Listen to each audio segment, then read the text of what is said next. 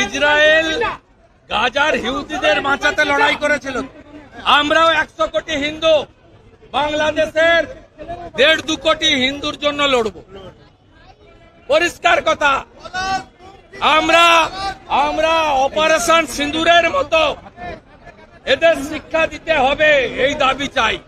বলেছে আমাদের কাছে আত্মসমর্পণ করে 10 জনকে গ্রেফতার করেছে, বলেছে বিচার হবে, জামিন হবে না।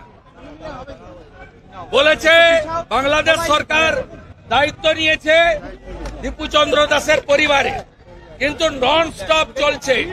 আমরা সবাই বলবো 100 কোটি হিন্দু আমরা চুপ থাকতে পারি না।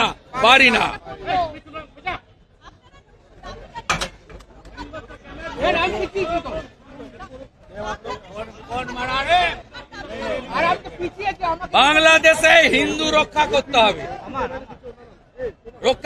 হবে। 4 দিন ধরে মিট করেনি, ভয় মিট করেছে। দেখুন সাধুরা এসছে, দেখুন কি করেছে। দেখুন রাস্তা খুঁড়ে কি করেছে। দেখুন এই বিষয়কে আর্জি করে আপনি পাননি। এই ধুলিয়ান শামশেরগঞ্জে হরগোবিন্দ দাস, চন্দন দাসকে খুনের সময় পাননি। যাহাই ইউনুস তাহাই মমতা। আমরা তুলব হিন্দু শক্তি, সংঘ শক্তি।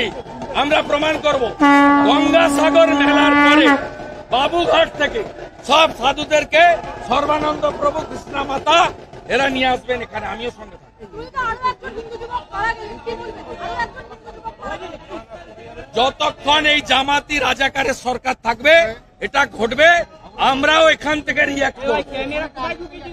এরপরে কমার্স ডিপার্টমেন্টের সামনে ধর্ণা হবে, 1 কেজি পেঁয়াজও যেতে দেব না।